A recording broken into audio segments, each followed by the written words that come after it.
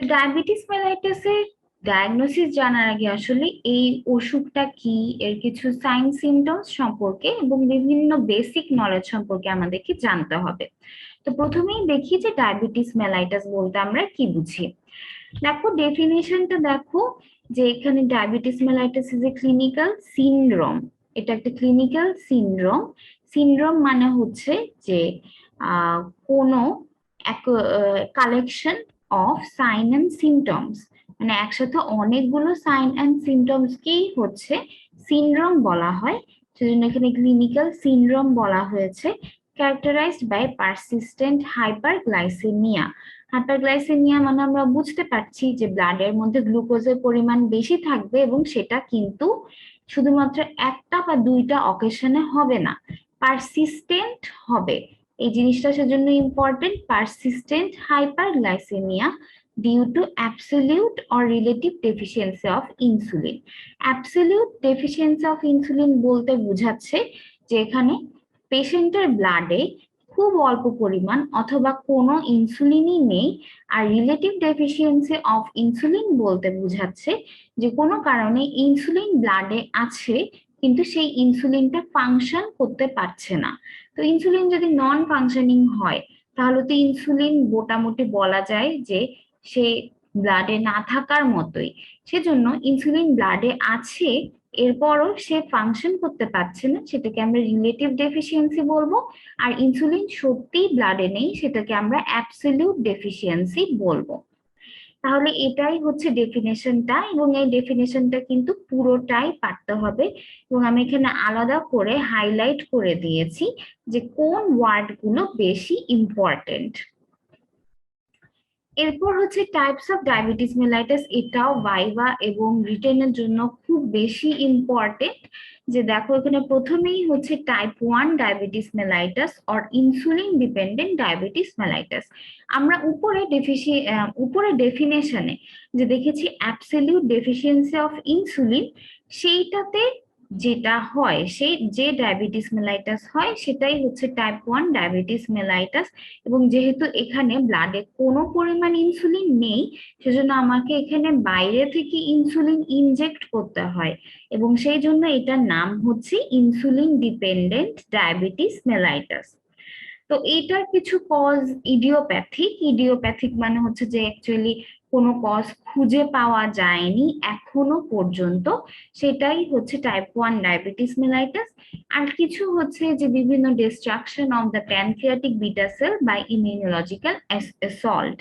তো এখানে বিভিন্ন দেখা যায় যে অনেকের ব্লাডে অ্যান্টিবডি থাকে ইনসুলিনের বিরুদ্ধে, অথবা প্যানক্রিয়াটিক বিটা সেল, আমরা অ্যানাটমি পড়ে এসেছি যে প্যানক্রিয়াসে যে বিভিন্ন আলফা সেল আছে, বিটা সেল আছে, ডেল্টা সেল আছে।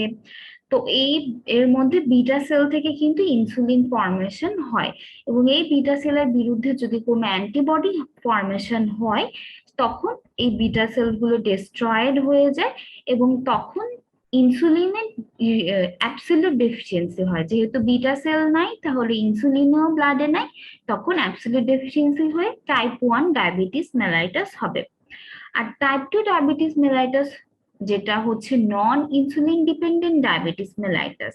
কেন নন ইনসুলিন ডিপেন্ডেন্ট? কারণ এই ক্ষেত্রে কিন্তু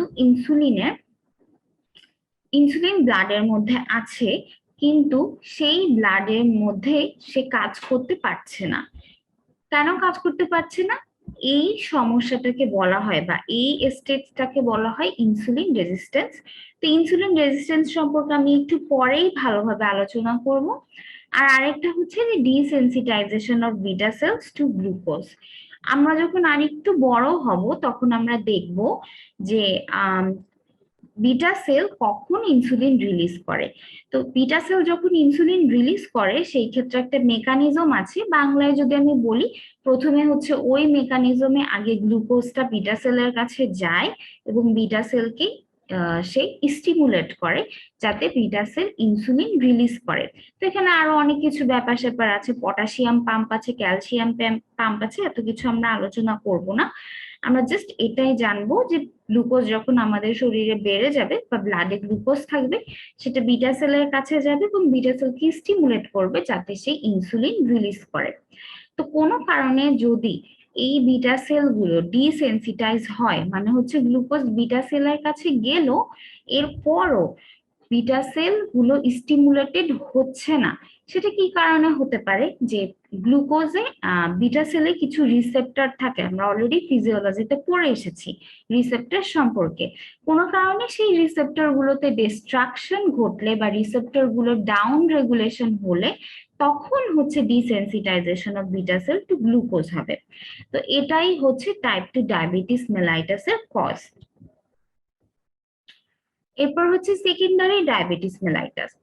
এই ক্ষেত্রে হচ্ছে দেখা যায় যে সরাসরি প্যানক্রিয়াটিক বিটা সেল বা ইনসুলিনের উপর নন ডিপেন্ডেন্ট কজ, বাট এই ক্ষেত্রে অন্য কোনো ডিজিজ, যেমন প্যানক্রিয়াসেরই অন্য কোনো ডিজিজ বা লিভারেরও অন্য কোনো ডিজিজ, অথবা কোনো কারণে যদি ইনসুলিনের অ্যান্টাগনিস্টিক, মানে ইনসুলিন যে কাজ করে সেটার উল্টো কাজ যেসব হরমোন করে সেগুলোর এক্সেস হলে যেই ডায়াবেটিস মেলাইটাসটা হয় সেটাকে সেকেন্ডারি ডায়াবেটিস মেলাইটাস বলে। আমি ব্যাপারটা একটু বুঝিয়ে বলি, যেমন হচ্ছে বিভিন্ন ধরনের এন্ডোক্রাইনোপ্যাথি, আমরা যদি ফিজিওলজি ভালো করে পড়ে থাকি তাহলে আমরা দেখব ওখানে কিন্তু একটা কোয়েশ্চেন আছে যে একটা ইনসুলিন, শুধুমাত্র ইনসুলিনই হচ্ছে আমাদের ব্লাডে গ্লুকোজ বাড়ায়, আর বাকি যত হরমোন আছে, মানে এন্ডোক্রাইন হরমোন আছে, সবগুলোই কিন্তু আমাদের ব্লাডে গ্লুকোজের পরিমাণ বাড়ায়, একমাত্র ইনসুলিনটাই হচ্ছে কমায়। তো ইনসুলিন দেখা যাচ্ছে যে বাকি সবগুলো হরমোন একটা কাজ করছে, গ্লুকোজের পরিমাণ সে তারা বাড়াচ্ছে এবং ইনসুলিন একমাত্র কমাচ্ছে। তো কোনো কারণে যদি ওই হরমোন গুলোর এক্সেস হয়, যেমন আমি বলি গ্রোথ হরমোন, কোনো কারণ অ্যাক্রোমেগালি হলো বা গাইগেন্টিজম হলো, অথবা হাইপারথাইরয়েডিজম হলো, অথবা ফিওক্রোমোসাইটোমা হলো, তো এইসব কারণে যখন এইসব এন্ডোক্রাইনোপ্যাথি হবে তখন দেখা যাবে যে তারা ব্লাড সুগার কিন্তু বাড়িয়ে দিচ্ছে, গ্লুকোজের পরিমাণ বাড়িয়ে দিচ্ছে, যদিও যেটা হচ্ছে যে ইনসুলিন আমাদের বডির ইনসুলিনের ক্যাপাসিটির চেয়েও অনেক বেশি। তো এই ক্ষেত্রে সরাসরি ইনসুলিনের কোনো রিলেটিভ বা ইনসুলিনের কোনো ডেফিসিয়েন্সি নেই বা প্যানক্রিয়াটিক বিটা সেলের কোনো সমস্যা নেই, এরপরও কিন্তু আমাদের পারসিস্টেন্টলি ব্লাডের মধ্যে গ্লুকোজ হাইপারগ্লাইসেমিয়া হচ্ছে, সেজন্য এটাকে হচ্ছে এন্ডোক্রাইনোপ্যাথির ক্ষেত্রে সেকেন্ডারি ডায়াবেটিস মেলাইটাস হয়। প্যানক্রিয়াটিক ডিজিজেও সেম, যে বিভিন্ন প্যানক্রিয়াটিক ডিজিজে আসলে প্যানক্রিয়াটিক সেল ডিসফাংশন দেখা যায়, সেই জন্য হচ্ছে প্যানক্রিয়াটিক ডিজিজ। ক্রনিক লিভার ডিজিজেও সেম, কারণ হচ্ছে আমরা জানি যে লিভারের মধ্যে গ্লুকোজ মেটাবলিজমে ইম্পর্টেন্ট যে ধাপগুলো আছে সেগুলো থাকে, গ্লুকোনিওজেনেসিস, গ্লাইকোজেনোলাইসিস, গ্লাইকোজেনেসিস, এগুলো তো সেগুলোতে কোনো ডিস্টারবেন্স হলে তখন হচ্ছে গ্লুকোজ মেটাবলিজম চেঞ্জড হয়। তারপর হচ্ছে ড্রাগ অ্যাবিউজ।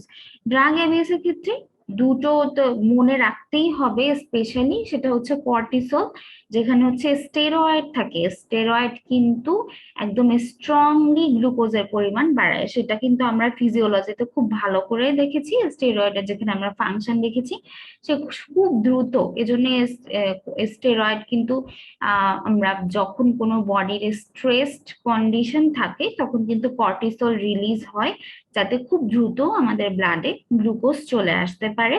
এবং আরেকটা হচ্ছে ওরাল কন্ট্রাসেপটিভ পিল, সেটাও সেম, যে ওরাল কন্ট্রাসেপটিভ পিলেও স্টেরয়েড থাকে, সেজন্য হচ্ছে স্টেরয়েড এক কথায় হচ্ছে ব্লাডে গ্লুকোজের পরিমাণ বাড়ায়, তখন সেজন্য এই ড্রাগ গুলো অ্যাবিউজ করলে সেকেন্ডারি ডায়াবেটিস মেলাইটাস হয়।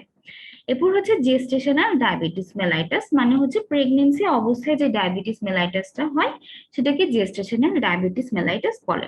তো প্রেগনেন্সিতে কেন বা জেস্টেশনাল ডায়াবেটিস মেলাইটাস সম্পর্কে আমি একটু পরেই বিস্তারিত আলোচনা করব। এবার আমরা দেখব যে আমরা ইনসুলিন রেজিস্ট্যান্স বলতে কি বুঝি। দেখো যে reduced ability or sensitivity of the target tissues তার মানে হচ্ছে বিভিন্ন টার্গেট টিস্যু বা cell to respond properly to insulin to show the metabolic effect of insulin is called insulin resistance. তো ফুল ডেফিনেশনটা এইভাবেই বলতে হবে। আমি যদি বাংলায় বলি তাহলে হচ্ছে যে ইনসুলিনটা বিভিন্ন টার্গেট